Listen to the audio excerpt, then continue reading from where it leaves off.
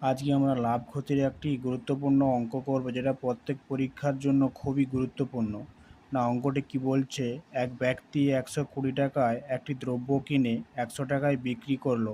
ক্ষতির হার 120 টাকায় কিনেছে এবং 100 টাকায় বিক্রি করছে, তাহলে তার কত পার্সেন্ট ক্ষতি হয়েছে। এখানে ক্ষতির পার্সেন্টেজটা চাইছে। তাহলে এই অঙ্কটা আমরা ফার্স্টে লিখব। না, ক্রয় মূল্য কিনেছে, ক্রয় মূল্য সমান, ক্রয় মূল্য আমার 120 টাকা। 120 টাকা দিয়ে একটা জিনিস কিনলো এবং অতএব বিক্রয় মূল্য বিক্রি করছে কত? বিক্রয় মূল্য 100 টাকা।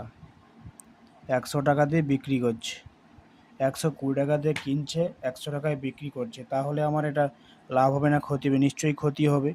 না, ক্ষতি সমান কত টাকা ক্ষতি হবে? না, ক্ষতি সমান 120 মাইনাস 100 সমান 20 টাকা আমার ক্ষতি হয়েছে। এখানে উত্তরটা বলছে যে ক্ষতির হার চাইছে, তো অতএব ক্ষতির হার সমান ক্রয় মূল্য ক্ষতি বাই ক্রয় মূল্য, ক্ষতি বাই ক্রয় মূল্য ইন্টু 100। এটা আমার সূত্র, ব্র্যাকেটের মধ্যে রাখলে পার্সেন্টেজ বসাতে হবে।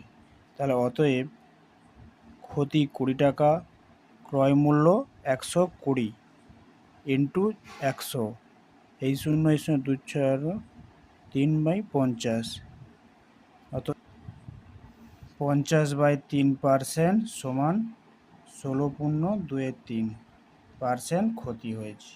উত্তর এটা।